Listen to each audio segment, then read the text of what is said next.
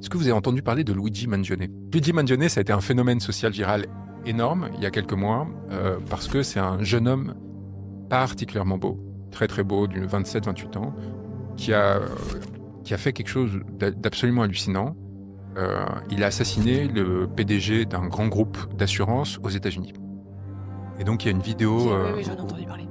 D'abord, en fait, au début, il y avait juste la vidéo de quelqu'un qui, avec une arme qu'il avait fabriquée en 3D, tue quelqu'un dans la rue comme ça, puis il disparaît, il y a une traque pendant quelques jours, les photos commencent à apparaître, les gens découvrent qu'il est très beau, les gens sont pas forcément très fins, et ils commencent à se dire que c'est rigolo, amusant, etc., alors que c'est un sujet très grave. Donc, on se retrouve avec ce garçon qui génère une forme d'excitation un peu dans la culture Internet, vous voyez, du troll et ainsi de suite, et il finit par se faire arrêter, et en fait...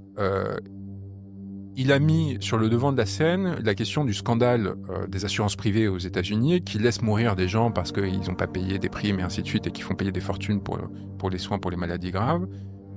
Combiné à la façon dont il a commis son geste, ça a généré ce qui était hallucinant, vraiment, ce qui était complètement inattendu, une vague de soutien populaire, mais c'est-à-dire qu'il a des cagnottes qui font énormément d'argent, il y a des gens qui considèrent que ce qu'il a fait est légitime.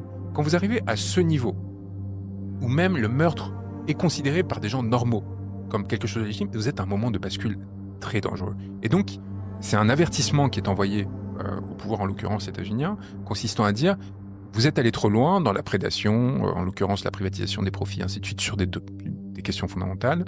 Faites attention. Et j'imagine que celui qui a pris son poste, qui a suivi, ne l'a pas pris le cœur léger. Et va intégrer ce qui s'est passé, et malheureusement dans sa vie privée, mais aussi, j'imagine, dans l'action de sa société. On n'en est pas là en France, heureusement.